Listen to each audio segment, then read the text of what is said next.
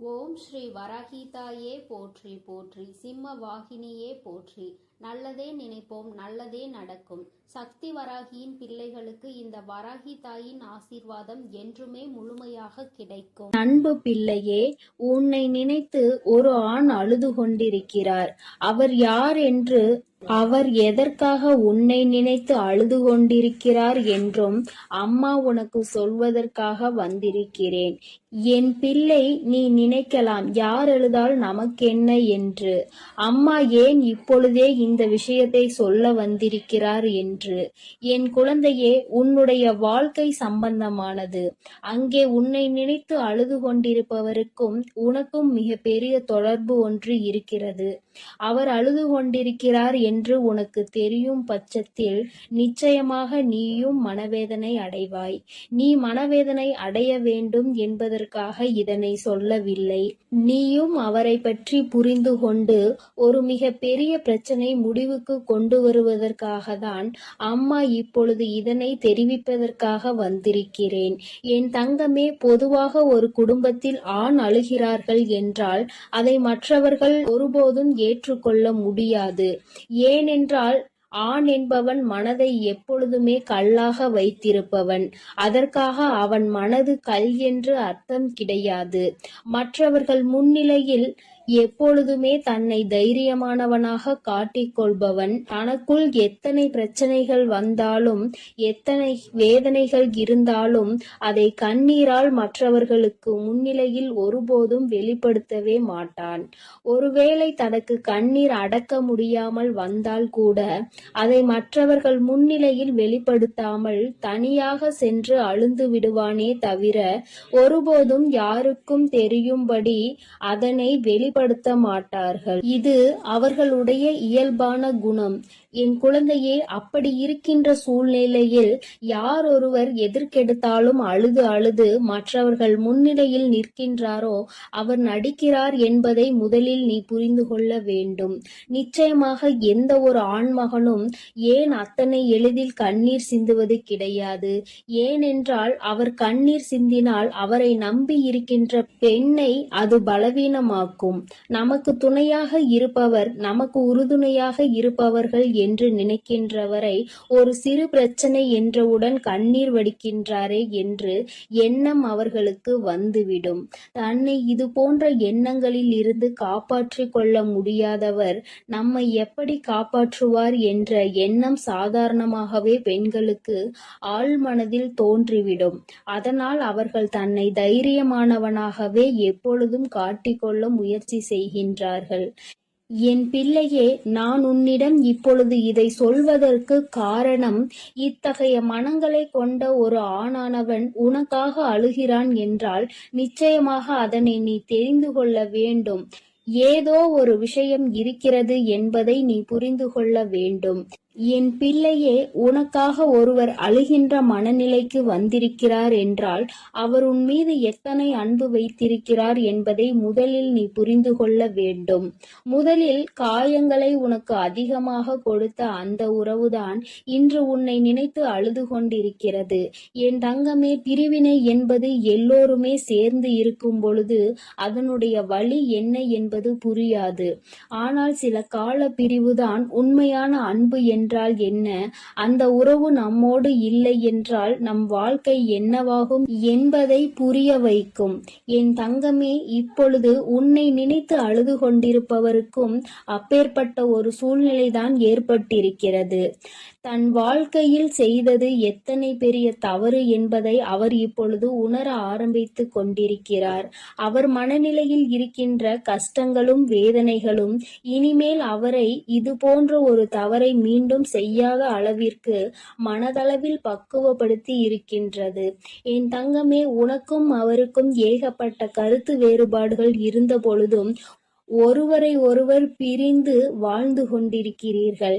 என் தங்கமே, அம்மா சொல்வது யார் என்று நீ இப்பொழுது புரிந்து கொண்டாய் அல்லவா? என் பிள்ளையே, உன்னை விட்டு பிரிந்தாலும் அவரின் எண்ணங்கள் முழுவதும் உன்னை சுற்றிதான் இருந்து கொண்டிருக்கிறது.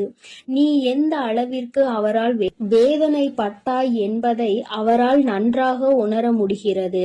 நாம் ஏன் இத்தனை காயப்படுத்தினோம், நமக்கு ஏன் இத்தனை கோபம் வந்தது என்று நினைத்து நினைத்து அவர் அங்கே கதறி அழுது கொண்டிருக்கிறார்.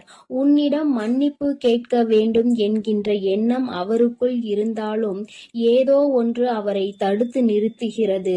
ஆனால் கூடிய சீக்கிரமே இது எல்லாம் சரியாகி அவர் தானாகவே உன்னிடத்தில் வந்து மன்னிப்பு கேட்பார் என்பதில் எந்த ஒரு மாற்று கருத்தும் கிடையாது.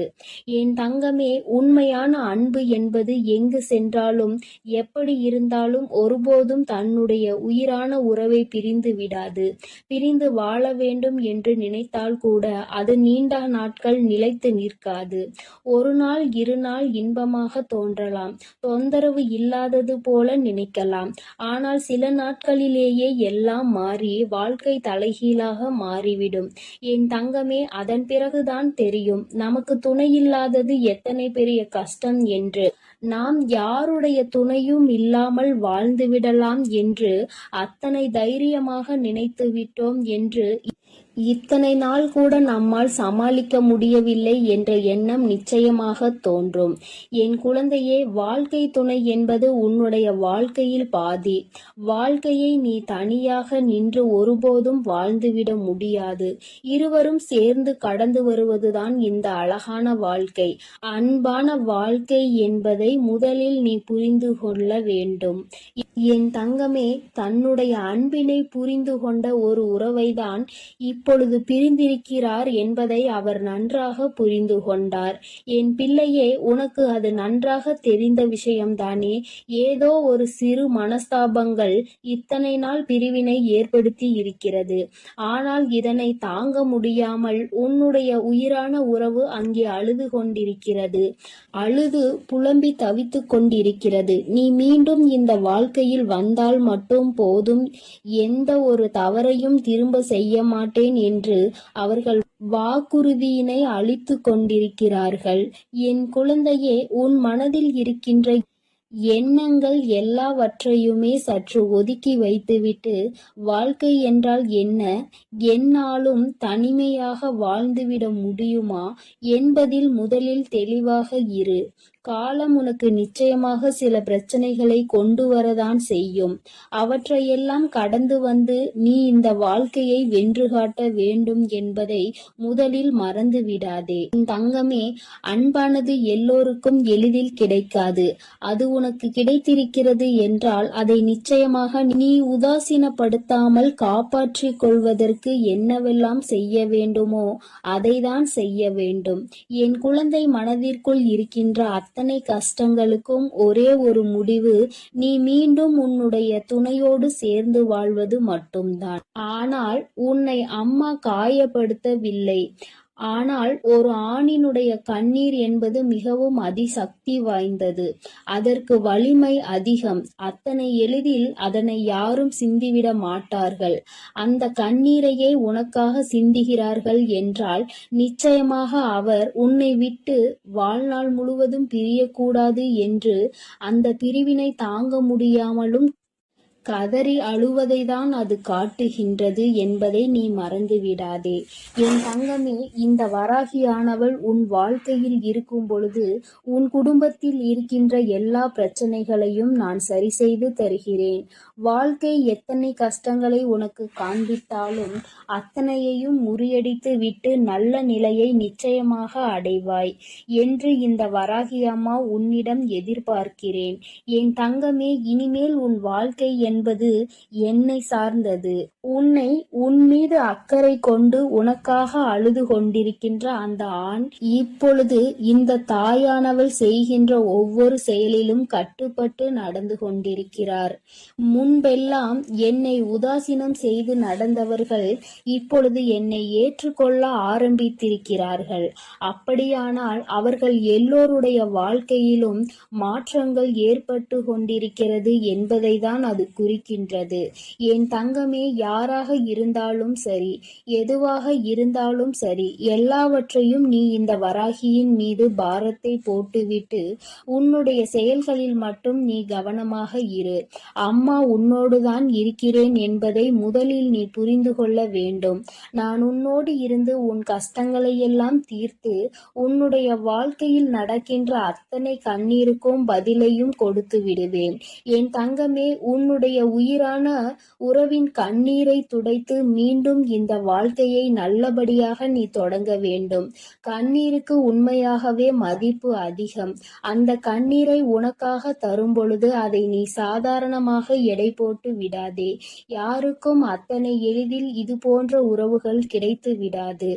உண்மையான உறவென்றால் அதை விட்டுவிடக் கூடாது. பொய்யான உறவு என்றால் அதன் அருகில் ஒருபோதும் நிற்கக்கூடாது. இவை இரண்டிலும் என் குழந்தை தெளிவாக இருக்கும் பட்சத்தில் நிச்சயமாக இந்த வாழ்க்கை எப்பொழுதுமே உனக்கு சந்தோஷமாக மட்டுமே இருக்கும் என்பதை நீ மறந்துவிடாதே.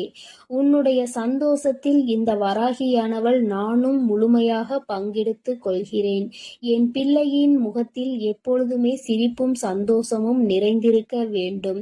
என் தங்க பிள்ளையே, இந்த வராகி அம்மாவின் உடைய ஆசீர்வாதங்கள் எப்பொழுதும் உனக்கு முழுமையாக கிடைக்கும். அதனால் நீ எதற்காகவும் கலங்க வேண்டாம், எதை நினைத்தும் வருந்த வேண்டாம். நான் உன்னோடு இருந்து உனக்கான அனைத்தையும் பார்த்து கொள்கிறேன். நீ நல்லதையே நினை. உன் வாழ்வில் எப்பொழுதும் நான் உனக்கு நல்லதை மட்டுமே செய்து கொடுக்கிறேன்.